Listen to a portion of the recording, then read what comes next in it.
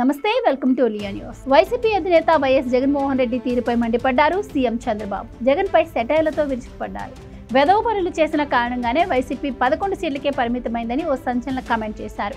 AP ప్రజలు ఇచ్చిన అధికారాన్ని దుర్వినియోగం చేసిన వైసీపీ ఆ మరుసటి ఎన్నికల్లోనే అతి తక్కువ సీట్లకు పడిపోయిందని బాబు అన్నారు. ఏపీలో ఇప్పుడు జగన్ చేస్తున్న ఓదార్పు పరామర్శ యాత్రలపై బాబు ఆగ్రహం వ్యక్తం చేశారు. రైతుల సమస్యలు తెలుసుకోవాలంటే 40,000 మంది కార్యకర్తలను వెంటేసుకుని పెడతారా అంటూ ఆయన ఆగ్రహించారు. అలా వెళ్లిన 40,000 మంది కారణంగా మిర్చి టిక్కీలు, పొగాకు బేళ్లు ఏ మేర నష్టపోయాయో జగన్కు తెలుసా అని ఆయన ప్రశ్నించారు. అయినా రౌడీ షీటర్లను పరామర్శించేందుకు వెళ్లే రాజకీయ నేతను ఏమంటారని బాబు ప్రశ్నించారు. నేర స్వభావం ఉన్నవారే ఈ పనులు చేస్తారని బాబు ఓ రూలింగ్ ఇచ్చారు. ఈ సందర్భంగా అభివృద్ధి గురించి చంద్రబాబు ఆసక్తికర వ్యాఖ్యలు చేశారు.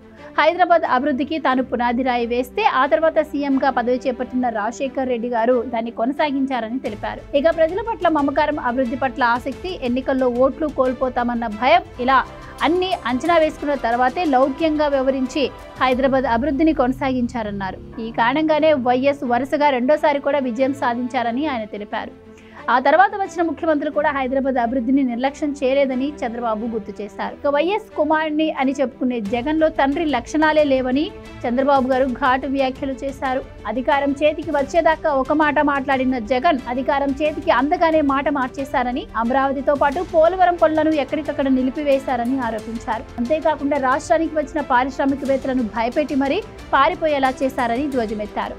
ఇక నేర స్వభావం ఉన్న జగన్ను 5 ఏళ్ల పాటు ఎలాగోలా భరించిన జనం తమకు అవకాశం రాగానే జగన్కు తగిన రీతిలో బుద్ధి గట్టిగా చెప్పారన్నారు. ఇకనైనా జగన్ పరిణతి కలిగిన రాజకీయ నేతగా వ్యవహరించాలని, అలా కాకుండా ఇష్టారాజ్యంగా వ్యవహరిస్తాము అంటే మాత్రం తాట తీస్తామని హెచ్చరించారు.